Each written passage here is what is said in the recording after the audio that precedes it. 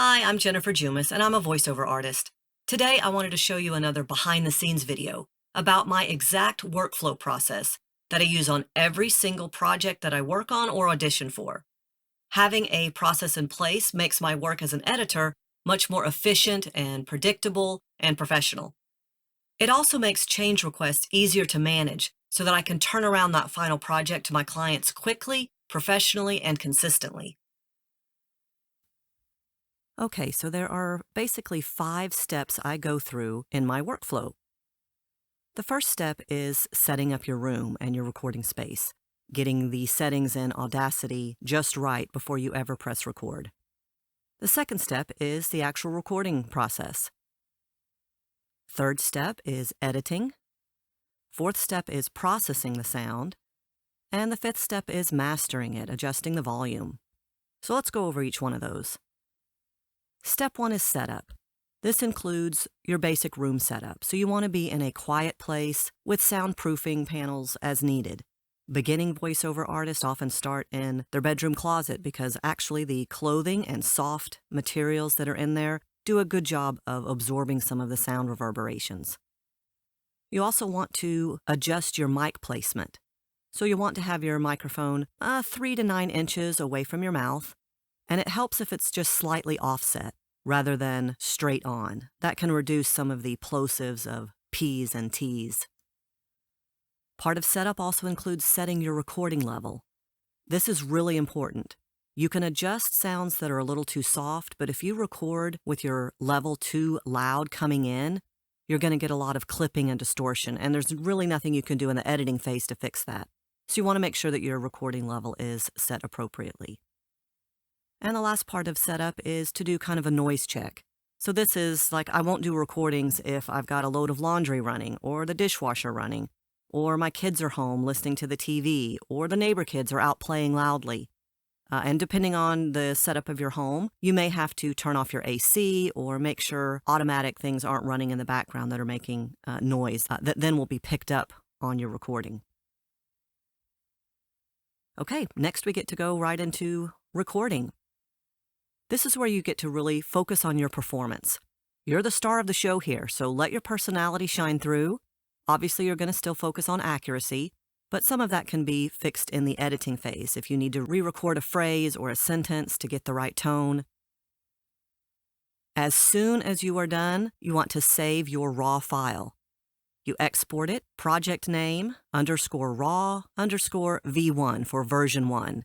So that if you have to come back and make changes, you'll be able to know exactly where to pick up and do version 2, version 3, etc. Step 3 is the editing. So the first step is to do what's called a fine-tune gain.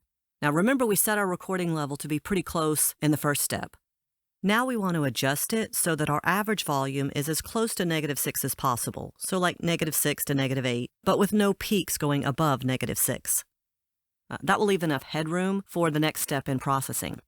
So you can do this through adjusting the entire track volume or going through and seeing if there are any peaks that are especially high that you just need to lower that one little section. Next, you want to remove any background room noise. Then you'll remove any extra loud breath sounds, modify any harsh S's or clicking or other mouth noise that you have. And always go back and check for errors and if the pacing is appropriate as you listen to it from beginning to end. Then, of course, we want to export it. And again, we export it as project name _edit version 1. Step 4 is processing. This is kind of the fun part. This is where you can apply any EQ adjustments to sweeten the whole sound of your voice or even to apply some special effects.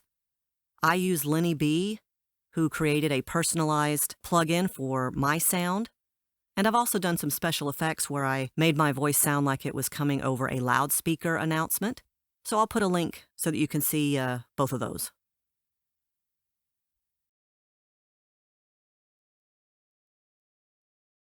Step 5 is mastering.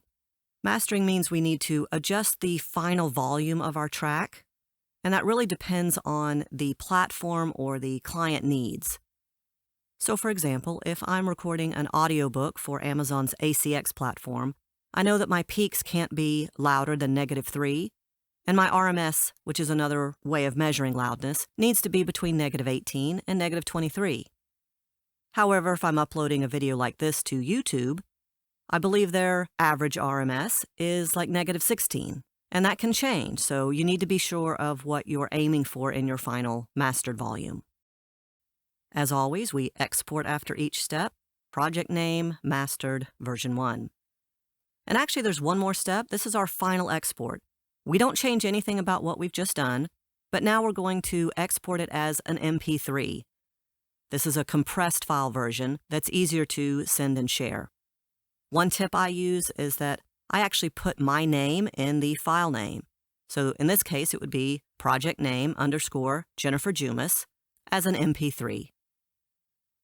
And if you'd like to see each one of these steps in detail, be sure to check out my video on how to make your own audiobook demo, where I go through the steps in detail. I hope you found this video to be helpful. If so, please subscribe so you won't miss out on my future videos. And if you're looking for a voiceover artist to manage your project, please reach out to me. Email me your script, and I'd be happy to send you a sample recording of your script with my voice. Thanks for listening.